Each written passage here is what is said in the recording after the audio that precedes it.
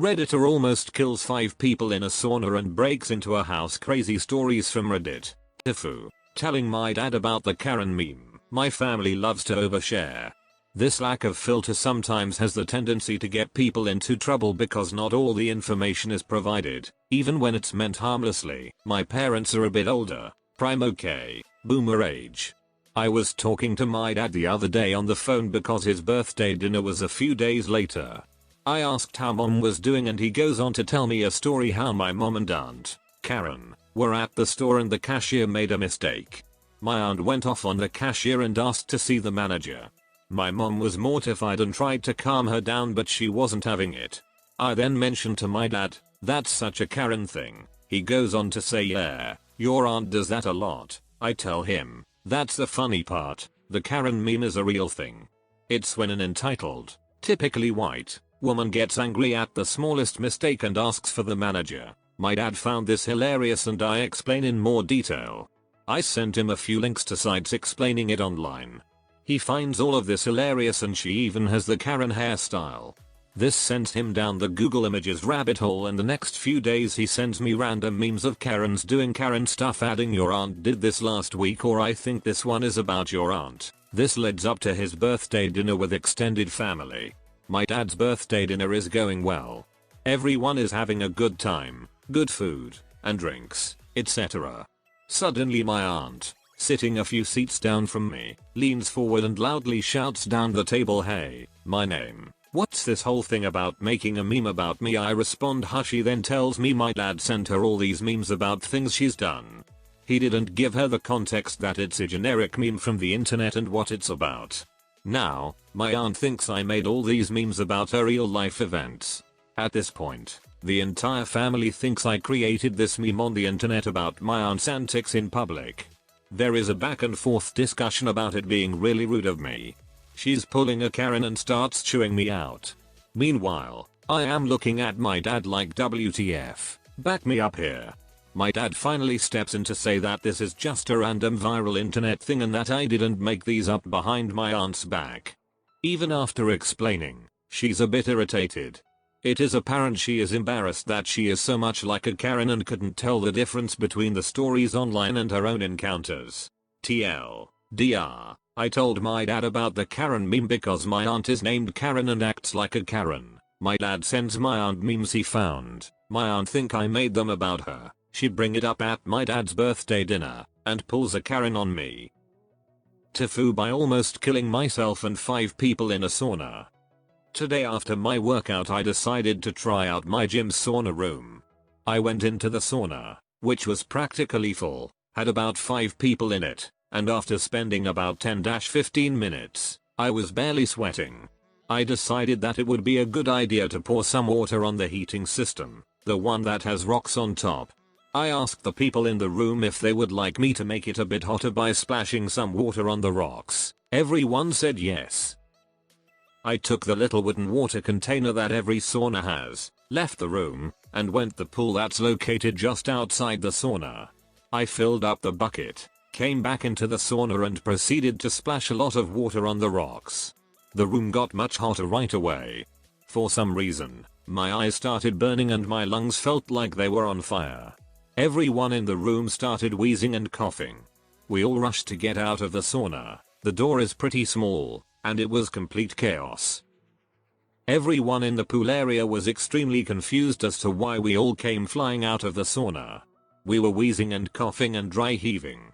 I tried to figure out what was going on and I realized that the pool water is full of chlorine. When I poured it on the rocks, the steam it created must have irritated our eyes and lungs. Sure enough, after googling around a bit when I got home, I realized that what I essentially did was gas everyone in the sauna with chlorine gas, which is what was used in WW1 as a chemical weapon. TLDR almost killed a sauna full of people by pouring pool water onto the rocks, which turned into chlorine gas. Update: I'm an immigrant student studying English in America. Where I am from, Palestine, it is okay to pour water on rocks in sauna. Tifu by getting busted by the cops while in my bra panties after breaking and entering to get my friend insulin. This weekend, I was in one of my best friend's weddings. The bride, My friend is diabetic and forgot her insulin when we went to the church, so technically, diabetes is the villain of this story. No problem. I volunteered to go back to her house to pick it up. I like a mission. Me against diabetes. After a morning of bridal stuff, my adrenal glands were more than happy to kick some dust off. The bride says the back door is unlocked, so I dash to her house, drifting the corners, in my mind, finding the apex in the road. The back door is not unlocked. No doors are opened, but I am not taking the L on this. All of us bridesmaids had gotten ready at her house earlier, and one of the other bridesmaids was leaning out her window on the second floor smoking. I gaze up at her window, praying that it's still unlocked. I know this house. I went to high school with the bride, snuck out of that window onto the roof, and clambered down the tree beside the house many times. Only this time, I am in a strapless, tight, mermaid-style dress. Driving a stick in this constricting skirt was challenge enough. There is no way on God's green earth that I can climb a tree. It's barely above freezing. But this is a DEFCON 2 situation. I'm in the backyard, and there is only one house that can see me. I accept the crazy low odds that the grandparents that live next door will notice me. Decidedly incorrect assumption because apparently, Gramps has assigned himself the position of Overwatch. I kick off my heels, sling off my jacket, it's barely above freezing, and toss the Morticia Addams style bridesmaid dress over the fence. I pat my old friend, the tree, and begin to climb. I'm sure I sloth climbed it, but the adrenaline pulsing through my veins has me convinced that I ninja warriored that shit. The window is unlocked. Once I open it, I ungracefully fall into the room from the roof. I don't care because the distinctly male movie announcer voice in my head is sexily broadcasting the trailer for the movie I'm acting out. The crowd cheers when my icicle toes hit the hardwood floors. I'm killing it. The room looks like a girl bomb exploded. Curlers, hair dryers, makeup bags, and clothes cover every square inch of the carpet. I super kung fu hop over the piles to the dresser where she said her insulin bag would be.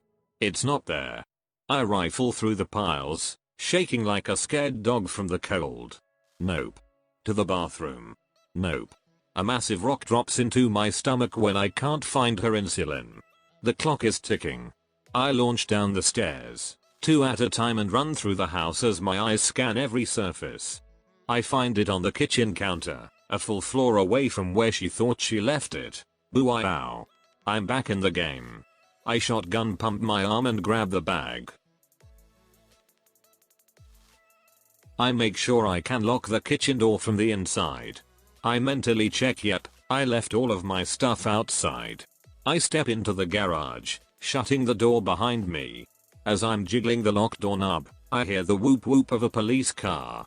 I slowly turn and do some weird half raise of my hands. There are two cops in the driveway. All official and stern looking. In a split second, I flash on images. I'm in the back of the police car, handcuffed. Search warrants are getting issued. I see the courtroom, a stern judge and an unforgiving jury. In a moment of catastrophic cognitive dissonance, I swear I heard my brain misfire. The only thing that zaps me back to reality is that I kid you not, my boobs are 2 frozen ice cones. I'm going to have the pleasure of explaining this shit show to the officers while wearing nothing but my fancy thong and lacy, strapless bra because genius me didn't want panty lines, and my hot ass guy will be wearing a tux to the wedding. Nuff said. I could have vaporized on the spot from the humiliation as the officers approach me. I don't even know what I said. I virtually shoved the bag of insulin at the older cop and vomited out the preposterous details of this Texas-sized oof that landed me in my skivvies, coming out of a house that I technically broke into. They try to keep a straight face, but then I start to laugh. It begins as a small embarrassed chuckle, but then it takes on a life of its own, commandeering all of my self-control and flinging it into the icy wind with the ashes of my dignity. I howl. Tears run down my face and I shoot strangled, inhuman sounds at them.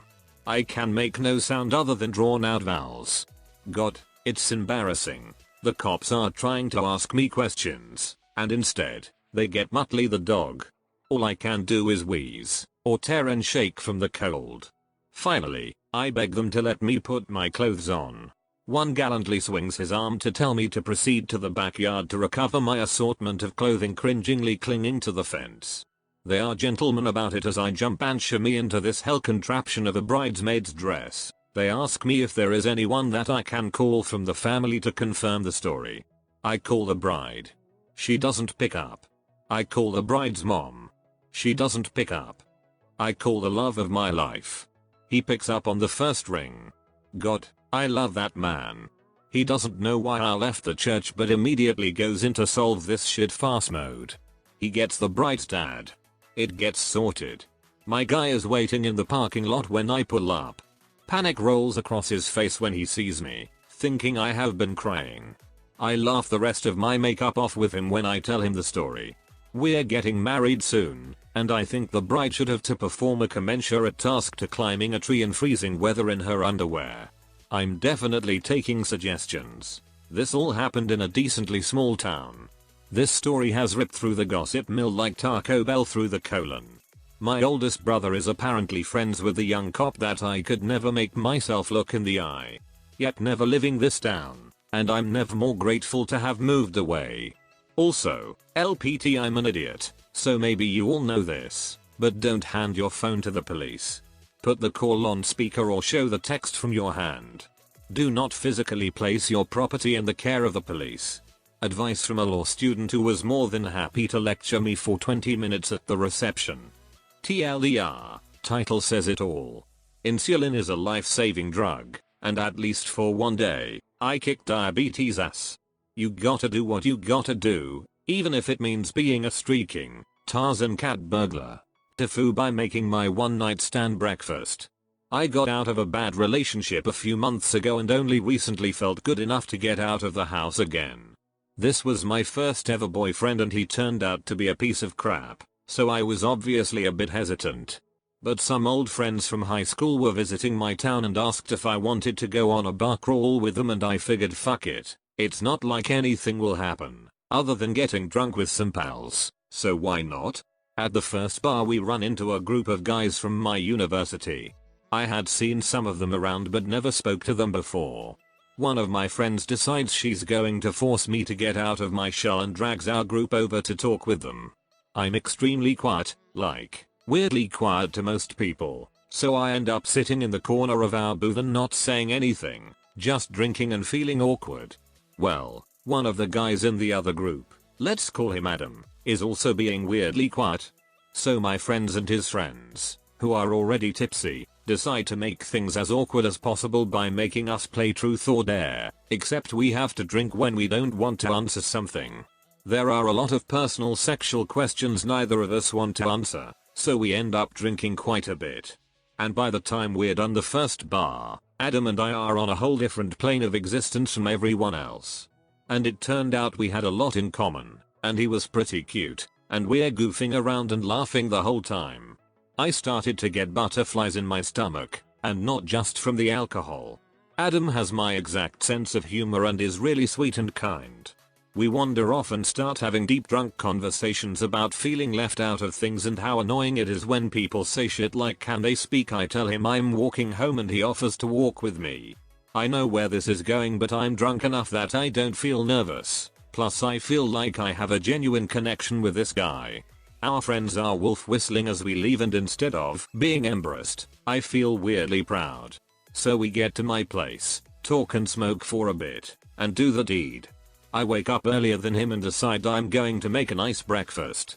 I want to impress him and show him I like him, and everyone likes a good breakfast when they have a hangover, right?